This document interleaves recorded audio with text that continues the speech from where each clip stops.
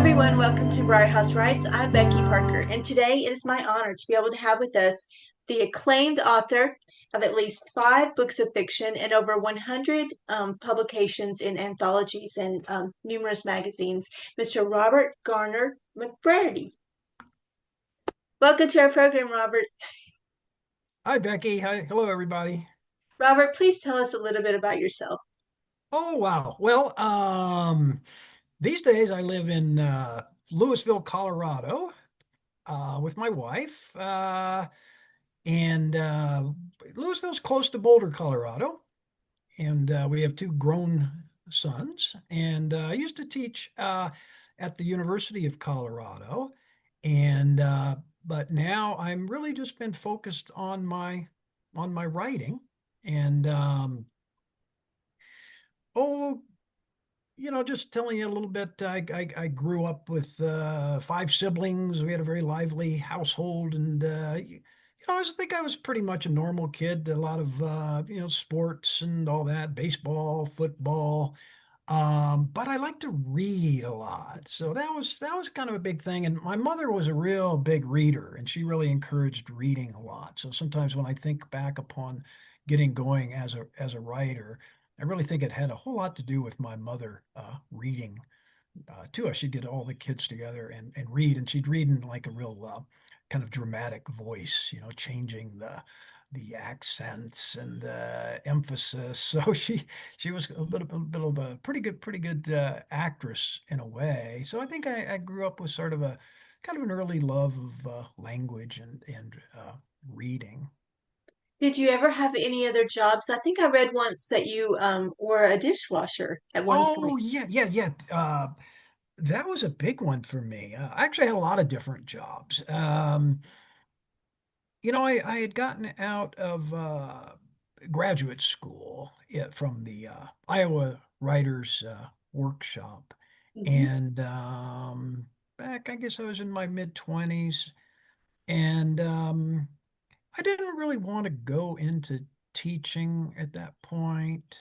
And actually, there weren't a whole lot of jobs available either. It was kind of a tough time economically. That was, let me trying to think here, 1981 or so that I got out of school, and we were in a bit of a recession. And anyway, but so I just started working various jobs, and I had worked as a dishwasher in Iowa City at this place called the Hamburg Inn, kind of an iconic dishwashing place. And while I was there, I wrote a story called The Dishwasher. Oh. And I never showed it to my workshop group at Iowa because I thought that they would find the story a bit silly or something. I don't know. I was a little embarrassed of it actually. I mean, like to show it.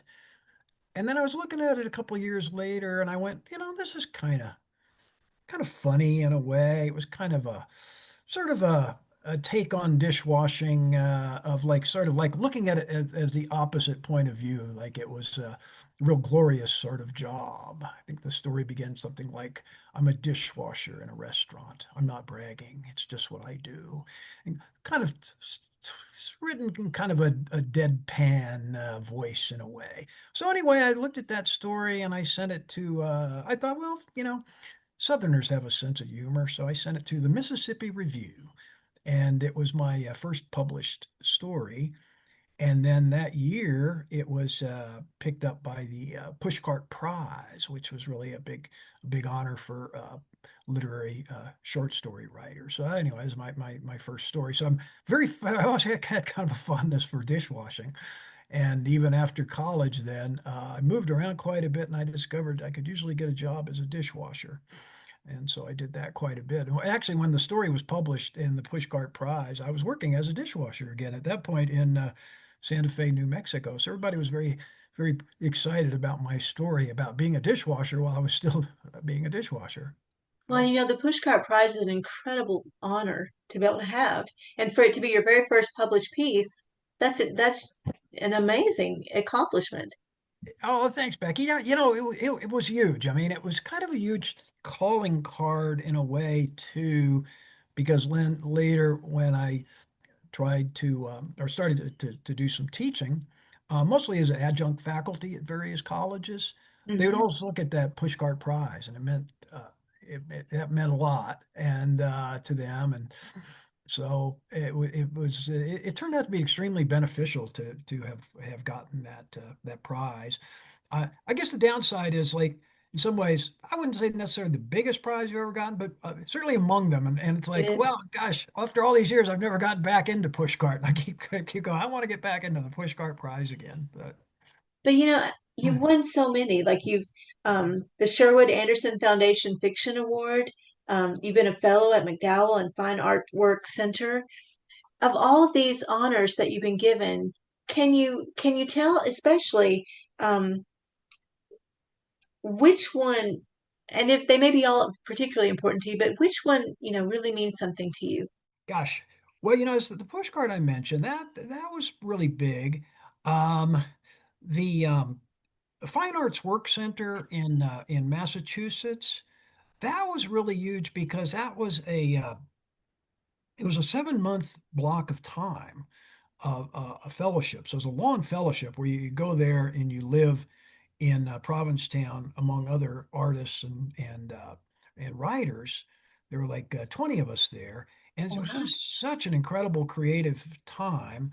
And at that time, I had been teaching at the University of Maryland, and then got the fellowship to go out to the work center. And I think that block of time, just to really be totally able to focus on writing, without another job, without other commitments, Mhm. that was pretty profound, I think.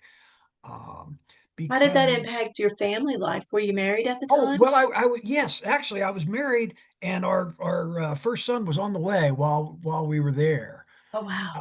And then, so we the fellowship ended. It starts in October and it ended in May, and then we had the baby, and then life totally changed there for a while.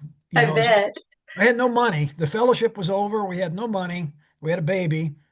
We got kicked, we had to leave our living quarters at the work center and find an apartment, and it was a rough time, being kind of, broke and new Young. baby. Oh, and my wife had a degree in acupuncture. Okay.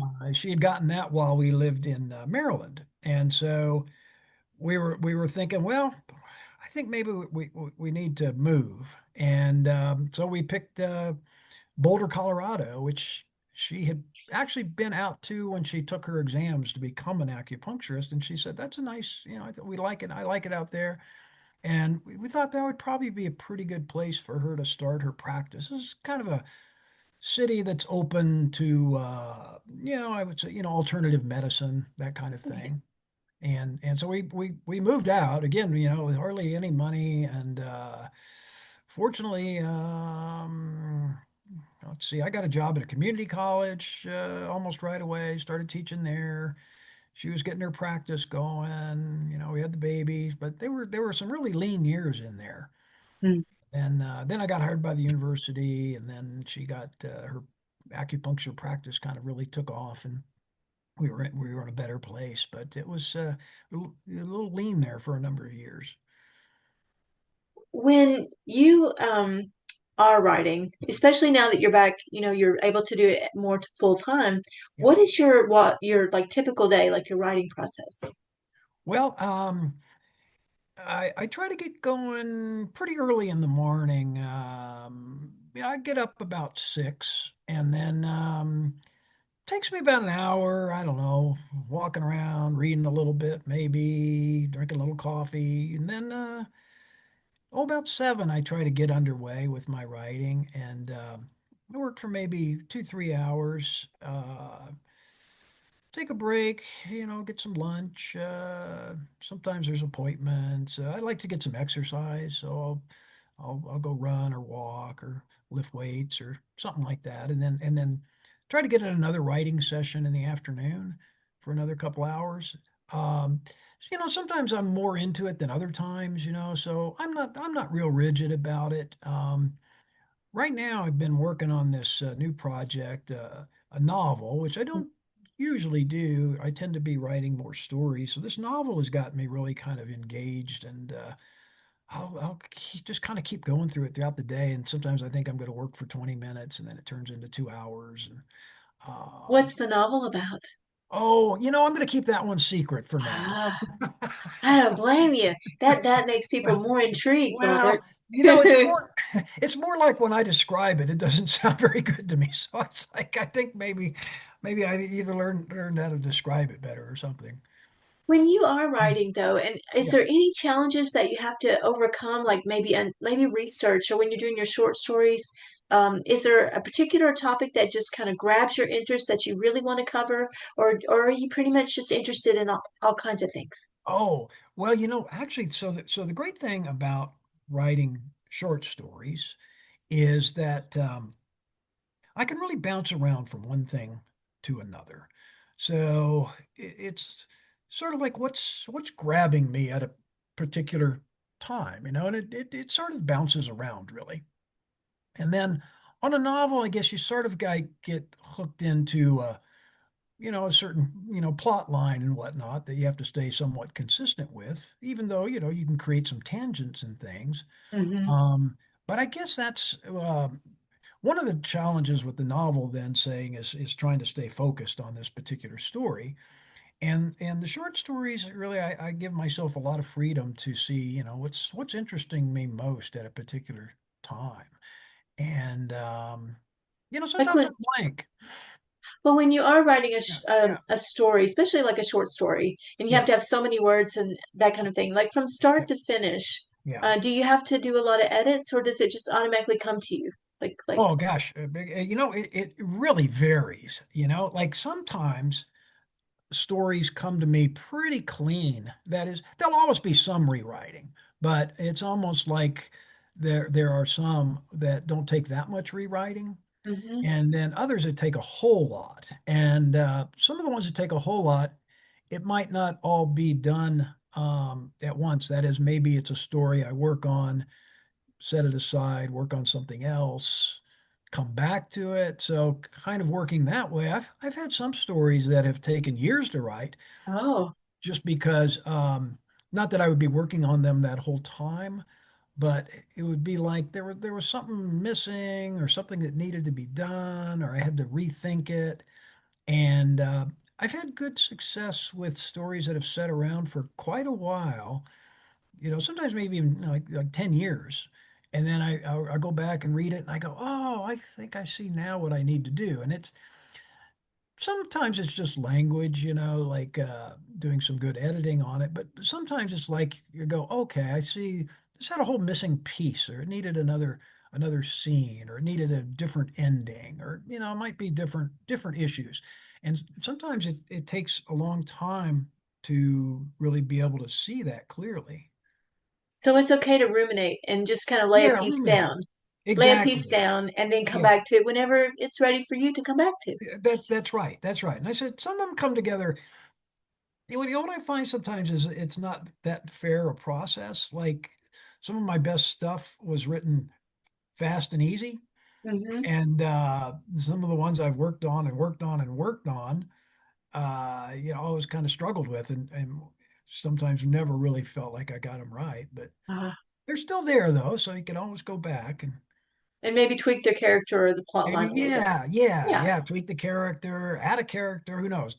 Sometimes you find it's a matter of taking things out. You might go, especially in a longer story, you might go, well, this whole scene wasn't really all that good or And maybe whatever. tweak a regular fiction story into maybe make it a micro flash or something. Oh Yeah. yes. Oh, I was going to talk. I actually wanted to talk about that because I've been working quite a bit in the Flash as well. So right now I'm kind of a little bit like working like in different ways. I got this novel going, but at the same time, I write regular length short stories, and then I also write flash fictions, micro fictions, and then I've even dabble. I write some poetry and dabble with playwriting a little bit. Oh, that's cool. So kind of, a real variety. Yeah. And the flash fictions, which are very short, really lend themselves to that ability sometimes to do those sort of, quickly without having to do a whole lot of rewriting. A lot of writers find that the flash fictions may be actually the hardest ones to write because you have to be so succinct and tell the story in a very, small amount of space. Do you find that to be the challenge for Well, you? yeah, but I think because it is such a small space, you've only got that much to work with. So what I find is with those the line by line editing, let's say, is easier. Hmm. And but at the same time, as you said, you can't have anything off. Right. Like even kind of one line or two lines, that doesn't sound quite right, really throws the whole thing off. So it has to be sort of language wise, it has to be really, uh, really well done. That doesn't necessarily mean fancy, it has to be smooth though. Mm. And you have to kind of have this sense that one line leads you smoothly into the next line. And then those sometimes actually have sat around for a while where it felt more or less complete, but it needed some other angle or something like that. And then, so it might sit around before that angle comes to me.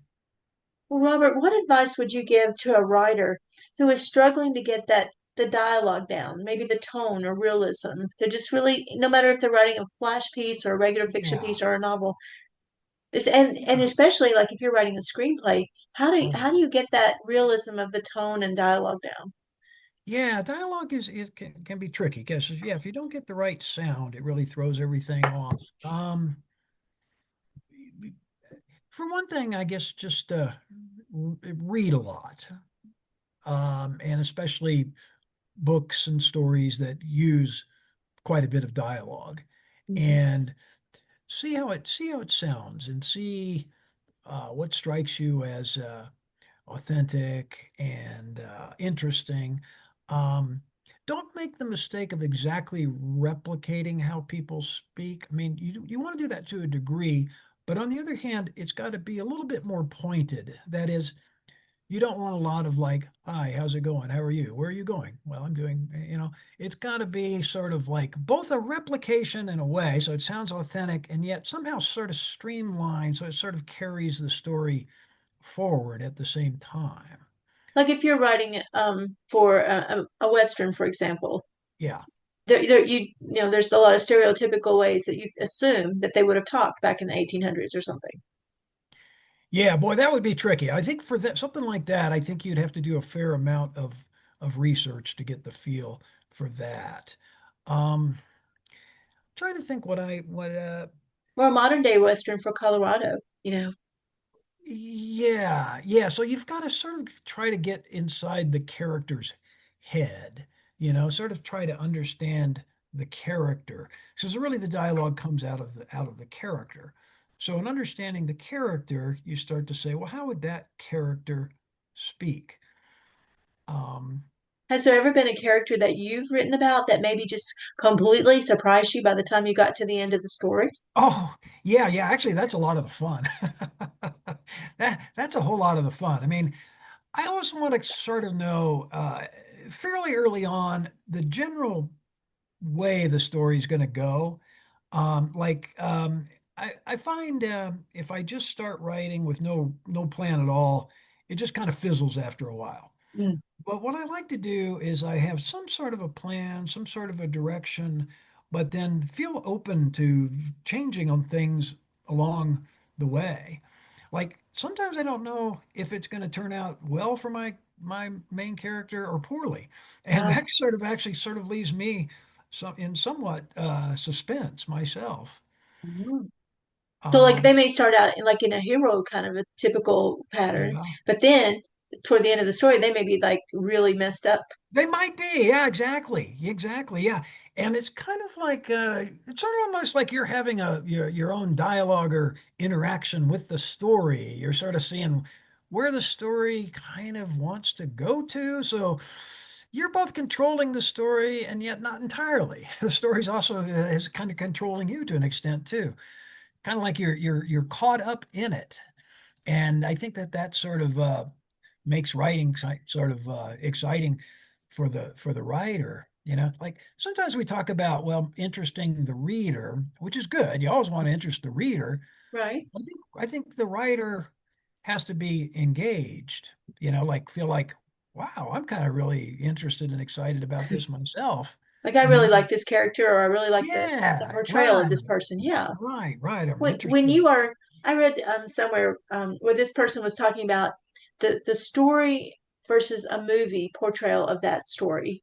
Like if you had a screenplay of one of your books and then Yeah. it comes into a movie, and how the characters that the reader sees differently, they view them differently than maybe the writer themselves view the character. Do you think that ever happens sometimes when you see a movie versus what you read in the book, that it doesn't, the characters don't make sense? Oh, I think definitely. And I think partly in books, in the print, you can explain a whole lot of what's going on in the interior of the mind and whatnot. So, the reader has privy to all the motivations and whatnot. Hmm. And in film, we're sort of dependent, unless there's kind of like a voice-over sort of thing where there's an authorial voice talking, you're kind of dependent on the interpretation of the actors and how they're delivering the lines and their facial expressions. So you have to read in a whole lot. And it's possible that the person who wrote it might say, "Well, that's not really quite how I intended it." But Do um, you ever want that for your own writing, for it to become a screenplay or into the big movies? Would that be oh something that you would like to see? yeah, I really would. Partly just for uh, the increase in the audience. Like maybe you could reach more people that way. I have had several of my stories that were read on stage by professional actors, Oh, that's and neat. that was very exciting. There's a show in Denver called Stories on Stage, and professional actors read the stories of writers, and Wow. so I'll sit in the audience and listen to them read, and it's kind of actually in that case they're actually reading what I wrote, but they have a way of making it sound really good because Their inflections make a their difference, kind of like your inflection. mom. Your mom, Yeah, when you said she was exactly. an actress, she turned the story alive for you. That's right. That's right. At least that's what these actors do. And I'm kind of like going, I wrote that. I almost forget that I wrote it when I'm sitting there. I'm going, wow, that's pretty Wow, that good. person did a good job. Robert, would you read some of your wonderful work for us? Oh, yes, I'd love to. Thank you. Um, I'll tell you what I'm going to read. Just tell you just real briefly about it. So I had mentioned writing the flash fictions. Okay, so very short. In fact, this one sometimes we break it down into people will call it micro fiction, which are the very short stories. So the one I'm going to read to you to start. I got a couple of pieces in mind, and this one is let's see, it was published in a magazine called New Flash Fiction Review, which is really one of my favorite magazines for the very short work. It's actually out of the UK, but it's they do some really nice work. They have a beautiful website. It's called New Flash Fiction Review, and the story is called In Another World, and some stories are sort of memoir based, some are more imaginative. This one, in some ways, I almost labeled it like creative nonfiction because it actually uses sort of what was kind of actually going on in a conversation, but I changed it enough that I ended up labeling it as fiction. So I'll just read it to you, and called In Another World. Um, my son and my nephew, in their early 30s, both scientists, were sitting in my kitchen drinking and talking about going to Mars while I stood at the stove flipping burgers. They were eager to be among the first to go to Mars, and they swished their glasses about and tapped them on the table as they discussed the problems of how to survive. It could all be worked out, they thought, but it might take some time. They needed to figure out something to do with the algorithms. And I said, turning from the stove with a platter of food, yes, that's always the problem, isn't it? The algorithms. Their eyes shone brightly with mild inebriation, and they asked if I would like to go to Mars with them. I brought over our burgers and sat down with them, said, sure, it would be okay if I could do the things I like to do here, like sit in a cafe, or watch a football game on TV, or play a round of golf now and then. They hoisted their thick burgers and glanced at each other, and I could tell they thought they'd better leave me behind, that Mars would be wasted on me. So, uh, I kind of like try to it's a humorous story, and yet, there's kind of a point about the way the young people look at the world and the way the older people look at the world. And I do remember that conversation with my son and my nephew, and they were like, really, they wanted to go to Mars. I want to be the first to go to Mars. Well, I'm okay. I'm okay. I'm okay here. You like more of a glamping kind of experience. Maybe so. I used to be a little bit more adventurous. Now I think it's kind of like, okay, I'm kind of content. It doesn't take a whole lot to excite me. But scientists have discovered there really is life on Mars. I couldn't believe, yeah, yeah, yeah, yeah. And we might, who knows? Um, Yeah. who we might end up there someday. And so this is a short story, and this one kind of really involves the writing life, you might say. Um, and anyway, so it's called Anyone Listening, Anyone Watching. I was walking on a downtown sidewalk in a mid-sized city. It doesn't matter which city, they mostly look the same to me, but let's say the sidewalk was not crowded that day on a sleepy, warm afternoon in spring. People strolled along, going in and out of storefronts, holding shopping bags, perhaps someone carrying an ice cream cone out of an ice cream shop. Why not?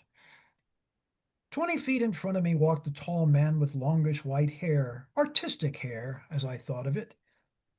He was nicely dressed in a blue sports coat.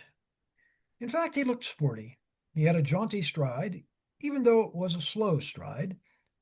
You might think that a slow stride and a jaunty stride don't fit together, but he had a buoyant seaman's sway to sway, from side to side, not a drunken sway by any means, but a cheerful one, as he tilted his chin toward the sky, enjoying the warm beams of the sun. On one step, the man swayed to the left, but this time, instead of swaying back to center, he kept going over and over, then down. He landed on the sidewalk with a not too hard splat, fortunately not striking his head. When I bent over him, his eyes were shut, but he was breathing, so I didn't need to do CPR. That was a good thing because it had been 20 years or more since I'd had a first aid class, and I couldn't remember how many breaths to how many compressions. And anyway, I didn't know if I would do it right. People kept walking by, pretending not to see us. To tell the truth, I have a shabby appearance.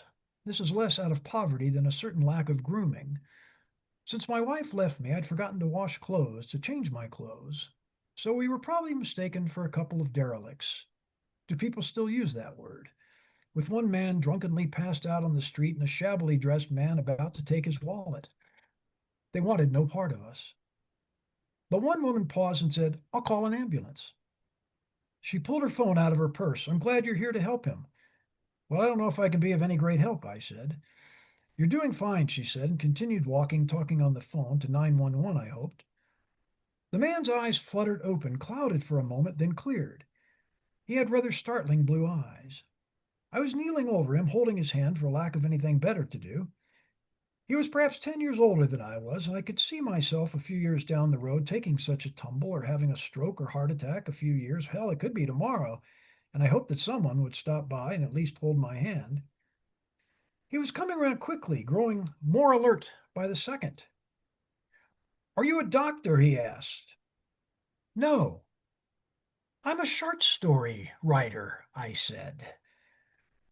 But I think an ambulance is on the way. He chuckled, a professorial sort of sound. Just my luck. Not a doctor, but a short story writer coming to the rescue. Perfect. He sat up. We were still holding hands, but he was turning it more into a handshake now. He had a big, smooth hand. Many years before, I had once shaken hands with the actor Elliot Gould. It doesn't matter why.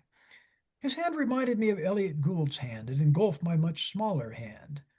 Well, short story writer, he said, it so happens I'm a poet. Really. Actually, I'm a very well-known poet. I've won awards. What's your name? He told me. I've heard of you, I said. What's your name, short story writer? I told him. I've never heard of you, he said. Actually, I've never heard of you either. Of course you haven't. He laughed louder now with a rumble in his throat, turning into a smoker's hack. Little tears came into his eyes from the coughing. I've wasted my life, he said.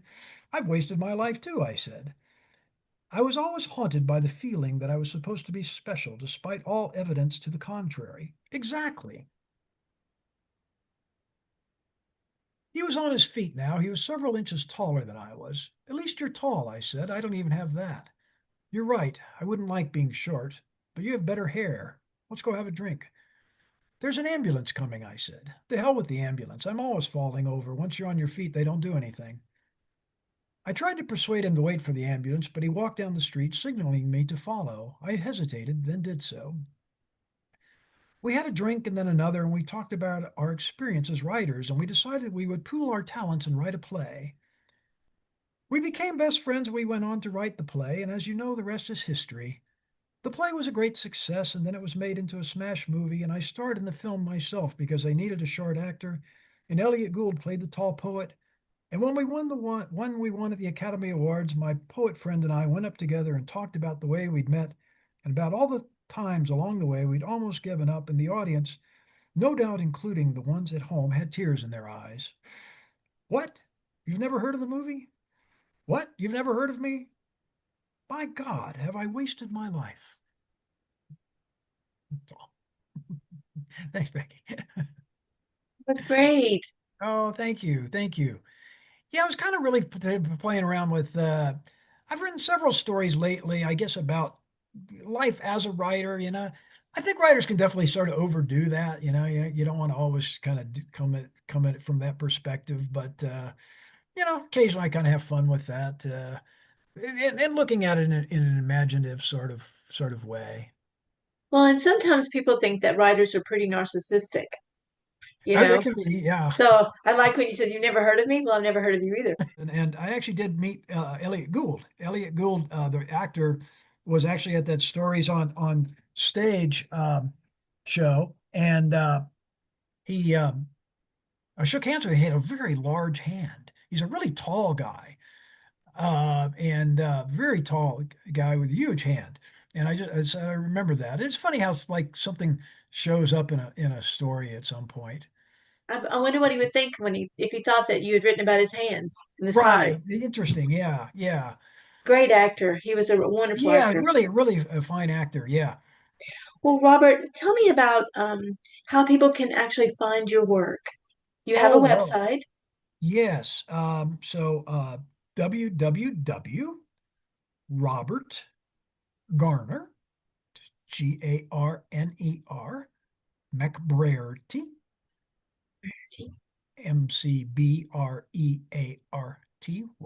So Robert Garner, www.robertgarnermcbrearty.com.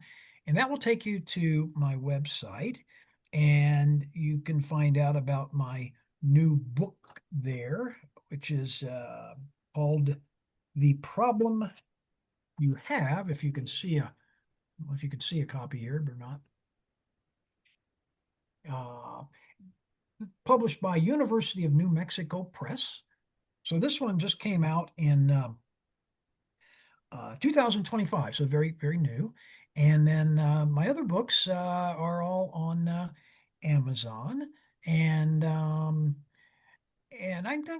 remember if there's links to all the books from the website, but anyway, you can find them on Amazon and on other places probably. And then let's see And you what can else. also find interviews that you've done on Oh YouTube. yeah, yeah. The website is pretty extensive. I had a website designer helped me with it, and there are links to a whole lot of my flash fictions. So if you just want some fun reading, you can read little stories there, little one, two, 3 page stories, and I have a whole book of those called um, "When I Can't Sleep." Can't sleep. So they're good for insomnia. Well, Robert, thank you so much for taking the time with us today at Briar House Writes. I wish you all the best in your writing future. Oh, well, thank you, Becky. It's been a pleasure.